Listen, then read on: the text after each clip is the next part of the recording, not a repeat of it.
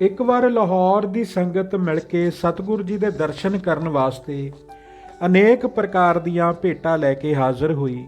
ਉਹਨਾਂ ਵਿੱਚੋਂ ਇੱਕ ਸੁਭੀਖੀ ਖੱਤਰੀ ਆਪਣੀ ਲੜਕੀ ਦਾ ਰਿਸ਼ਤਾ ਸਤਿਗੁਰੂ ਜੀ ਨੂੰ ਦੇਣ ਵਾਸਤੇ ਤਿਆਰ ਹੋ ਗਿਆ ਅਤੇ ਉਸਨੇ ਮਾਤਾ ਜੀ ਪਾਸ ਆਪਣੀ ਇਹ ਇੱਛਾ ਪ੍ਰਗਟ ਕੀਤੀ, ਜਿਸ ਨੂੰ ਮਾਤਾ ਜੀ ਨੇ ਪ੍ਰਵਾਨ ਕਰਕੇ ਸਤਿਗੁਰੂ ਜੀ ਨੂੰ ਛੁਹਾਰਾ ਲਾ ਦਿੱਤਾ। ਯੋਗ ਸਮੇਂ ਉਪਰੰਤ ਵਿਆਹ ਦਾ ਦਿਨ ਨਿਯਤ ਕੀਤਾ ਗਿਆ। ਸੁਭੀਖੀ, ਜਿਸ ਦਾ ਨਾਮ ਹਰਜਸ ਸੀ, ਦੀ ਇੱਛਾ ਸੀ ਕਿ ਸਤਿਗੁਰੂ ਜੀ ਜੰਝ ਲੈ ਕੇ ਲਾਹੌਰ ਹੀ ਟੁਕਣ, ਪਰ ਉਸ ਸਮੇਂ ਦੇਸ਼ ਦੇ ਹਾਲਾਤ ਐਸੇ ਸਨ ਕਿ ਲਾਹੌਰ ਜਨ ਲੈ ਕੇ ਜਾਣਾ ਠੀਕ ਨਾ ਸਮਝਿਆ ਗਿਆ, ਜਿਸ ਕਰਕੇ ਸੁਭੀਖੀ ਦੇ ਮਨ ਦੀ ਪ੍ਰਸੰਨਤਾ ਵਾਸਤੇ ਸਤਿਗੁਰੂ ਜੀ ਨੇ ਆਨੰਦਪੁਰ ਤੋਂ ਹੀ ਕੁਝ ਦੂਰੀ ਦੇ ਉੱਤੇ ਉੱਤਰ ਦਿਸ਼ਾ ਪਹਾੜ ਵਿੱਚ ਇੱਕ ਸੁੰਦਰ ਸ਼ਹਿਰ ਰਚ ਕੇ ਉਸ ਦਾ ਨਾਮ ਨਵਾਂ ਲਾਹੌਰ ਰੱਖ ਦਿੱਤਾ। ਇਸ ਨਵੇਂ ਰਚੇ ਲਾਹੌਰ ਵਿੱਚ ਸੁਭੀਖੀ ਅਤੇ ਉਸ ਦੇ ਸੰਬੰਧੀ ਪਰਿਵਾਰਾਂ ਨੂੰ ਨਿਵਾਸ ਕਰਾ ਕੇ ਆਪ ਜੀ ਨੇ ਸ਼੍ਰੀ ਸੁਭਾਗ ਜੀਤੋ ਜੀ ਨਾਲ ਵਿਆਹ ਕੀਤਾ ਸੀ। ਇਹ ਅਸਥਾਨ ਹੁਣ ਗੁਰੂ ਕਾ ਲਾਹੌਰ ਦੇ ਨਾਮ ਨਾਲ ਪ੍ਰਸਿੱਧ ਹੈ। ਆਨੰਦਪੁਰ ਤੋਂ ਪੱਕੀ ਸੜਕ ਬਣ ਗਈ ਹੈ। ਗੁਰਦੁਆਰਾ ਵੀ ਇੱਥੇ ਸੁੰਦਰ ਬਣ ਗਿਆ ਹੈ। ਇੱਕ ਦਿਨ ਸਤਿਗੁਰੂ ਜੀ ਘੋੜੇ ਤੇ ਸਵਾਰ ਹੋ ਕੇ ਬਾਹਰ ਸੈਰ ਕਰਨ ਜਾ ਰਹੇ ਸਨ ਕਿ ਅੱਗੋਂ ਆਪ ਜੀ ਦੇ ਕੱਪੜੇ ਧੋਣ ਵਾਲਾ ਧੋਬੀ ਮਿਲਿਆ। ਉਸਨੇ ਬੇਨਤੀ ਕੀਤੀ ਕਿ ਮਹਾਰਾਜ ਜੀ, ਕੱਪੜੇ ਧੋਣ ਵਾਸਤੇ ਇੱਥੇ ਨੇੜੇ ਕਿਸੇ ਜਗ੍ਹਾ ਪਾਣੀ ਨਹੀਂ ਹੈ। ਆਪ ਜੀ ਦੇ ਬਸਤਰ ਕਿਸ ਤਰ੍ਹਾਂ ਸਾਫ਼ ਕਰਾਂ? ਉਸ ਦੀ ਬੇਨਤੀ ਸੁਣ ਕੇ ਆਪ ਜੀ ਨੇ ਉੱਥੇ ਹੀ ਪ੍ਰਿਥਵੀ ਵਿੱਚ ਵਰਸ਼ਾ ਮਾਰਿਆ ਅਤੇ ਸੰਗੋਦਾਸ ਨੂੰ ਹੁਕਮ ਕੀਤਾ ਕਿ ਇਸ ਨੂੰ ਪੁੱਟ ਲਵੋ। ਪਰ ਜਦ ਸੰਗੋਦਾਸ ਤੋਂ ਬਹੁਤ ਜ਼ੋਰ ਲਾਉਣ ਨਾਲ ਵੀ ਵਰਸ਼ਾ ਨਾ ਪੁੱਟਿਆ ਗਿਆ ਤਾਂ ਸਤਿਗੁਰੂ ਜੀ ਨੇ ਘੋੜੇ ਉੱਤੇ ਬੈਠਿਆ ਹੀ ਵਰਸ਼ਾ ਪੁੱਟ ਦਿੱਤਾ। ਇਹ ਕੌਤਕ ਵੇਖ ਕੇ ਮਾਹਰੀ ਚੰਦ ਨੂੰ ਵਿਚਾਰ ਆਈ ਕਿ ਜੇ ਮੈਨੂੰ ਹੁਕਮ ਹੁੰਦਾ ਤਾਂ ਮੈਂ ਵਰਸ਼ਾ ਪੁੱਟ ਲੈਣਾ ਸੀ। ਮਾਹਰੀ ਚੰਦ ਦੇ ਦਿਲ ਦੀ ਜਾਣ ਕੇ ਪਹਿਲੀ ਜਗ੍ਹਾ ਦੇ ਪਾਸ ਹੀ ਇੱਕ ਹੋਰ ਵਰਸ਼ਾ ਮਾਰ ਕੇ ਗੁਰੂ ਜੀ ਨੇ ਮਾਹਰੀ ਚੰਦ ਨੂੰ ਆਖਿਆ ਕਿ ਵਰਸ਼ਾ ਪੁੱਟ ਲਵੋ। ਉਸਨੇ ਅੱਡੀ ਚੋਟੀ ਦਾ ਜ਼ੋਰ ਲਾਇਆ, ਪਰ ਵਰਸ਼ਾ ਉਸ ਤੋਂ ਵੀ ਨਾ ਪੁੱਟਿਆ ਗਿਆ। ਤਦ ਫੇਰ ਇਸ ਵਾਰ ਵੀ ਗੁਰੂ ਜੀ ਨੇ ਆਪ ਹੀ ਵਰਸ਼ਾ ਪੁੱਟਿਆ।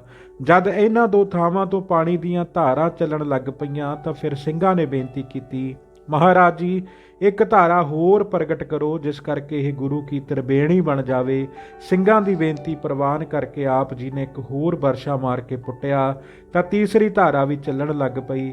ਇਸ ਤਰ੍ਹਾਂ ਇਸ ਤਿੰਨ ਧਾਰਾ ਤ੍ਰਿਵੇਣੀ ਦੇ ਸਿੱਖ ਸੰਗਤਾਂ ਦਰਸ਼ਨ ਇਸ਼ਨਾਨ ਕਰਕੇ ਅੱਜ ਤੱਕ ਆਨੰਦ ਪ੍ਰਾਪਤ ਕਰ ਰਹੀਆਂ ਹਨ। ਵਿਆਹ ਦਾ ਸ਼ੁਭ ਦਿਨ ਆ ਗਿਆ। ਜੰਨ ਦੀ ਤਿਆਰੀ ਹੋਣ ਲੱਗੀ। ਸਤਿਗੁਰੂ ਜੀ ਨੂੰ ਚੰਦਨ ਦੀ ਚੌਂਕੀ ਉੱਤੇ ਬਿਠਾ ਕੇ ਆਪ ਜੀ ਦੇ ਸਰੀਰ ਨੂੰ ਵਟਣਾ ਅਤੇ ਹੋਰ ਸੁਗੰਧਿਤ ਚੀਜ਼ਾਂ ਨਾਲ ਮਲ ਕੇ ਇਸ਼ਨਾਨ ਕਰਾਇਆ ਗਿਆ। ਉਪਰੰਤ ਸੁੰਦਰ ਪੀਲੇ ਬਸਤਰ ਪਹਿਨਾਏ ਗਏ। ਸਿਰੇ ਉੱਪਰ ਜਰੀ ਦੀ ਝਾਲਰਦਾਰ ਦਸਤਾਰ ਸਜਾ ਕੇ ਉੱਪਰ ਬਹੁਮੁੱਲੀ ਕਲਗੀ ਬੱਧੀ ਗਈ। ਆਪ ਜੀ ਦੇ ਪਵਿੱਤਰ ਸੱਜੇ ਹੱਥ ਨੂੰ ਗਾਨਾ ਅਤੇ ਮੱਥੇ ਉੱਤੇ ਕੀਮਤੀ ਮੋਤੀਆਂ ਦੀਆਂ ਲੜੀਆਂ ਵਾਲਾ ਸਿਹਰਾ ਸਜਾਇਆ ਗਿਆ। ਇਸਤਰੀਆਂ ਨੇ ਇਸ ਸਮੇਂ ਖੁਸ਼ੀ ਦੇ ਗੀਤ ਗਾ ਕੇ ਸਮੇਂ ਨੂੰ ਬਹੁਤ ਸੁਹਾਵਣਾ ਕਰ ਦਿੱਤਾ। ਹਰ ਪਾਸੇ ਖੁਸ਼ੀਆਂ ਨਾਲ ਹੰਸੂ ਕਰਦੇ ਚਿਹਰੇ ਨਜ਼ਰ ਆ ਰਹੇ ਸਨ। ਫਿਰ ਆਪ ਜੀ ਨੂੰ ਜਦ ਸੁੰਦਰ ਸਾਜ ਨਾਲ ਸ਼ਿੰਗਾਰੀ ਹੋਈ ਘੋੜੀ ਉੱਤੇ ਸਵਾਰ ਕਰਕੇ ਉੱਪਰ ਛਤਰ ਝੁਲਾਇਆ ਗਿਆ ਤਾਂ ਉਸ ਸਮੇਂ ਦੀ ਜੋ ਸ਼ੋਭਾ ਸੀ ਉਹ ਵਰਣਨ ਨਹੀਂ ਹੋ ਸਕਦੀ। ਆਪ ਤਾਰਿਆਂ ਵਿੱਚ 14ਵੀਂ ਰਾਤ ਦੇ ਚੰਦ ਵਾਂਗ ਮੇਲੀਆਂ ਗੇਲੀਆਂ ਵਿੱਚ ਸ਼ੋਭ ਰਹੇ ਸਨ। ਇਸ ਸਮੇਂ ਵਾਜੇ ਵੱਜ ਰਹੇ ਸਨ। ਇਸਤਰੀਆਂ ਸੋਹਣੇ ਸੋਹਣੇ ਗਹਿਣੇ ਕੱਪੜੇ ਪਹਿਨ ਕੇ ਖੁਸ਼ੀ ਦੇ ਗੀਤ ਗਾ ਰਹੀਆਂ ਸਨ। ਜੰਨ ਕੁਝ ਘੋੜਿਆਂ ਉੱਤੇ ਕੁਝ ਰੱਥਾਂ ਉੱਤੇ ਤਿਆਰ ਹੋਈ। ਰੱਥਾਂ ਦੇ ਬੈਲਾਂ ਦੀਆਂ ਟੱਲੀਆਂ ਦੇ ਘੁੰਗਰੂਆਂ ਦੀ ਬੜੀ ਛਣ ਤੇ ਟਨ ਹੋ ਰਹੀ ਸੀ।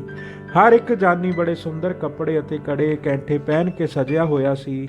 ਜੰਨ ਦੀ ਰਵਾਨਗੀ ਦਾ ਅਰਦਾਸਾ ਸੋਧ ਕੇ ਉਪਰੰਤ ਸਭ ਤੋਂ ਅੱਗੇ ਨਿਸ਼ਾਨ ਝੂਲਦੇ ਜਾ ਰਹੇ ਸਨ ਅਤੇ ਫਿਰ ਸਤਿਗੁਰੂ ਜੀ ਸੁੰਦਰ ਘੋੜੇ ਉੱਤੇ ਸਵਾਰ ਹੋ ਕੇ ਜਾ ਰਹੇ ਸਨ।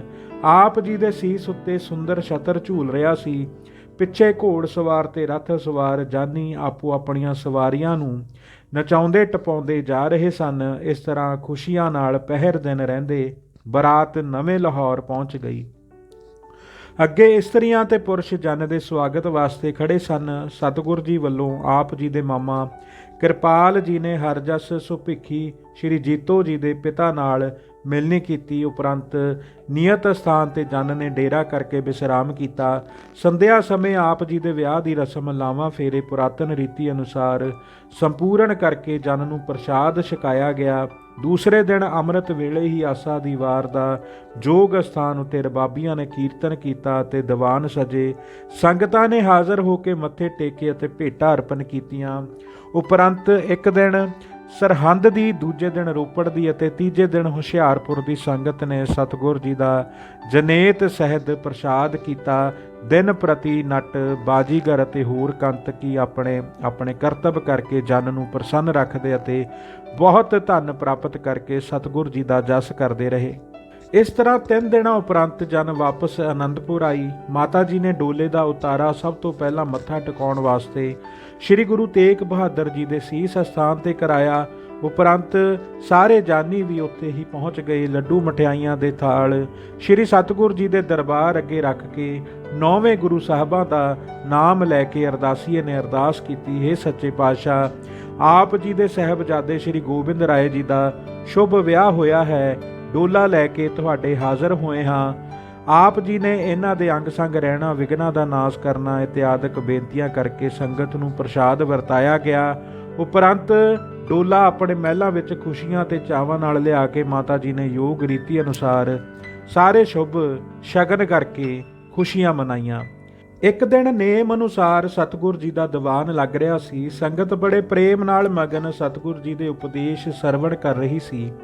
ਇੱਕ ਬਾਣੀਆ ਰੌਲਾ ਪਾਉਂਦਾ ਹੋਇਆ ਆਇਆ। ਉਸਨੇ ਉੱਚੀ ਪੁਕਾਰ ਕੇ ਬੇਨਤੀ ਕੀਤੀ ਕਿ ਅੱਜ ਅੰਮ੍ਰਿਤ ਵੇਲੇ ਮੇਰੀ ਰੁਪਿਆਂ ਦੀ ਥੈਲੀ ਕੋਈ ਚੋਰੀ ਕਰਕੇ ਲੈ ਗਿਆ ਹੈ। 500 ਮੈਂ ਘਰ ਤੋਂ ਲਿਆਂਦਾ ਸੀ ਅਤੇ ਉਸ ਨਾਲ ਨਵੇਂ ਲਾਹੌਰ ਦੁਕਾਨ ਕਰਕੇ ਮੈਂ ਬਹੁਤ ਨਫਾ ਖੱਟਿਆ ਸੀ। ਸਾਰਾ ਮੂਲ ਤੇ 200 ਨਫਾ ਮੇਰਾ ਉਸ ਥੈਲੀ ਵਿੱਚ ਸੀ ਜਿਹੜੀ ਚੋਰ ਲੈ ਗਿਆ।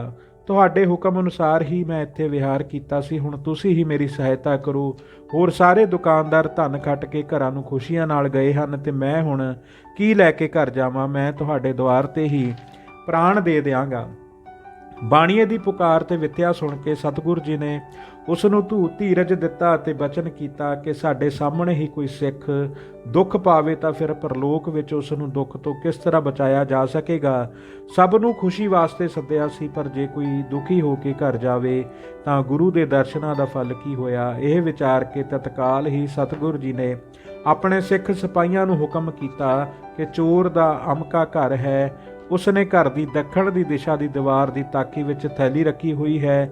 ਜਾਓ ਅਤੇ ਥੈਲੀ ਉੱਥੋਂ ਫੜ ਕੇ ਚੋਰ ਦੀਆਂ ਮੁਸ਼ਕਾਂ ਕੱਸ ਕੇ ਸਾਡੇ ਪਾਸ ਥੈਲੀ ਸਹਿਤ ਲੈ ਆਓ। ਸਿਪਾਹੀਆਂ ਨੇ ਇਸੇ ਤਰ੍ਹਾਂ ਹੀ ਕਰਕੇ ਚੋਰ ਨੂੰ ਫੜ ਕੇ ਥੈਲੀ ਸਹਿਤ ਸਤਿਗੁਰ ਜੀ ਦੇ ਹਜ਼ੂਰ ਲੈ ਆਂਦਾ।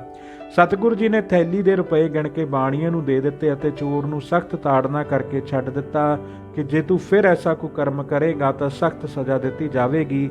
ਚੋਰ ਨੇ ਸਤਿਗੁਰ ਜੀ ਤੋਂ ਮਾਫੀ ਮੰਗੀ ਅਤੇ ਅੱਗੇ ਤੋਂ ਚੋਰੀ ਨਾ ਕਰਨ ਦਾ ਪ੍ਰਣ ਕੀਤਾ। ਇਹ ਕੌਤਕ ਵੇਖ ਕੇ ਸਭ ਲੋਕਾਂ ਨੇ ਸਮਝ ਲਿਆ ਕਿ ਗੁਰੂ ਜੀ ਅੰਤਰਜਾਮੀ ਹਨ। ਇਹਨਾਂ ਦੇ ਹੁੰਦਿਆਂ ਕੋਈ ਖੋਟਾ ਕਰਮ, ਚੋਰੀ ਆਦਿਕ ਦਾ ਨਹੀਂ ਹੋ ਸਕਦਾ। ਇਸ ਡਰ ਕਰਕੇ ਸਾਰੇ ਆਪੋ ਆਪਣੇ ਵਿਹਾਰ ਕਾਰਨ ਨੇਕ ਨੀਤੀ ਨਾਲ ਕਰਨ ਲੱਗ ਪਏ।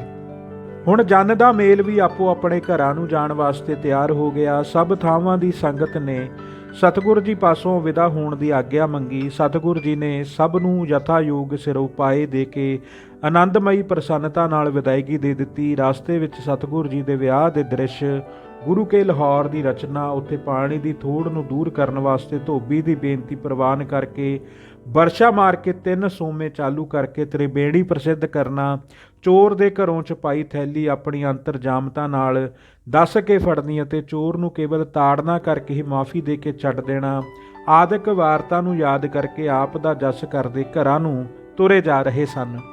ਵਿਆਹ ਤੋਂ ਪਿੱਛੋਂ ਜਦ ਜਾਨੀ ਮੇਲ ਤੁਰਿਆ ਗਿਆ ਤਾਂ ਗਰਮੀ ਦੀ ਰੁੱਤ ਹੋਣ ਕਰਕੇ ਸਤਿਗੁਰ ਜੀ ਸਤਲੁਜ ਦਰਿਆ ਤੇ ਆਪਣੇ ਸਾਥੀਆਂ ਨਾਲ ਇਸ਼ਨਾਨ ਕਰਨ ਗਏ। ਪਾਣੀ ਵਿੱਚ ਆਮੋ ਸਾਹਮਣੇ ਛਿੱਟੇ ਮਾਰ ਕੇ ਖੇਡਣ ਵਾਸਤੇ ਸਤਿਗੁਰ ਜੀ ਨੇ 2 ਟੋਲੀਆਂ ਬਣਾ ਲਈਆਂ। ਇੱਕ ਟੋਲੀ ਦੇ ਮੋਹਰੀ ਆਪ ਜੀ ਬਣੇ ਅਤੇ ਦੂਜੀ ਦੇ ਗੁਲਾਬ ਰਾਏ ਨੂੰ ਬਣਾਇਆ। ਇਸ ਤਰ੍ਹਾਂ ਜਦ ਇੱਕ ਦੂਜੇ ਨੂੰ ਹਾਰ ਦੇਣ ਵਾਸਤੇ ਇੱਕ ਦੂਜੇ ਉੱਤੇ ਪਾਣੀ ਦੇ ਛੱਟੇ ਦੋਹਾਂ ਹੱਥਾਂ ਨਾਲ ਜ਼ੋਰ-ਜ਼ੋਰ ਦੀ ਮਾਰਨ ਲੱਗੇ ਤਾਂ ਆਪ ਜੀ ਦੇ ਜ਼ੋਰ ਦੇ ਛੱਟਿਆਂ ਨਾਲ ਵਿਆਕੁਲ ਹੋ ਕੇ ਗੁਲਾਬ ਰਾਏ ਭੱਜ ਕੇ ਪਾਣੀ ਵਿੱਚੋਂ ਬਾਹਰ ਨਿਕਲ ਗਿਆ। ਬਾਹਰ ਦਰੀ ਉੱਤੇ ਜਿੱਥੇ ਸਾਰਿਆਂ ਨੇ ਕੱਪੜੇ ਉਤਾਰ ਕੇ ਰੱਖੇ ਹੋਏ ਸਨ, ਉੱਥੋਂ ਗੁਲਾਬ ਰਾਏ, ਜਿਸ ਦੀਆਂ ਅੱਖਾਂ ਪਾਣੀ ਦੀ ਮਾਰ ਨਾਲ ਚੁੰਧਿਆ ਗਈਆਂ ਸਨ, ਕਾਹਲੀ ਨਾਲ ਆਪਣੀ ਪੱਗ ਦੇ ਭੁਲੇਖੇ ਸਤਿਗੁਰ ਜੀ ਦੀ ਪੱਗ ਸਿਰ ਤੇ ਰੱਖ ਕੇ ਭੱਜ ਉੱਠਿਆ। ਪਿੱਛੋਂ ਸੰਗੋ ਦਾਸ ਨੇ ਭੱਜੇ ਜਾਂਦੇ ਨੂੰ ਵੇਖ ਕੇ ਉੱਚੀ ਆਵਾਜ਼ ਨਾਲ ਕਿਹਾ, ਗੁਲਾਬ ਰਾਏ, ਤੇਰੇ ਸਿਰ ਉੱਤੇ ਪੱਗ ਸਤਿਗੁਰ ਜੀ ਦੀ ਹੈ, ਤੂੰ ਆਪਣੀ ਪੱਗ ਆਣ ਕੇ ਪਛਾਣ ਲੈ ਤੇ ਸਤਿਗੁਰ ਜੀ ਦੀ ਰੱਖ ਜਾ। ਗੁਲਾਬ ਰਾਏ ਇਹ ਆਵਾਜ਼ ਸੁਣ ਕੇ ਵਾਪਸ ਆ ਗਿਆ ਅਤੇ ਜਦ ਸਤਿਗੁਰ ਜੀ ਦੀ ਪੱਗ ਆਪਣੇ ਸਿਰ ਤੋਂ ਉਤਾਰਨ ਲੱਗਾ ਤਾਂ ਸਤਿਗੁਰ ਜੀ ਨੇ ਹੱਸ ਕੇ ਆਖਿਆ, ਹੁਣ ਇਹ ਪੱਗ ਸਿਰ ਉੱਤੇ ਰਹਿਣ ਦੇ, ਉਤਾਰਨ ਦੀ ਲੋੜ ਨਹੀਂ ਹੈ। ਇੱਕ ਸਮਾਂ ਐਸਾ ਆਵੇਗਾ ਤੂੰ ਗੁਰਿਆਈ ਦੀ ਪੱਗ ਪ੍ਰਾਪਤ ਕਰੇਗਾ। ਹੁਣ ਇਹ ਪੱਗ ਤੇਰੇ ਹੀ ਯੋਗ ਹੈ, ਇਹ ਕਿਸੇ ਸਮੇਂ ਤੈਨੂੰ ਉੱਚੀ ਪਦਵੀ ਦੇਵੇਗੀ। ਧੰਨ ਧੰਨ ਸ੍ਰੀ ਗੁਰੂ ਗੋਬਿੰਦ ਸਿੰਘ ਜੀ ਮਹਾਰਾਜ। ਵਾਹਿਗੁਰੂ ਜੀ ਕਾ ਖਾਲਸਾ, ਵਾਹਿਗੁਰੂ ਜੀ ਕੀ ਫਤਿਹ।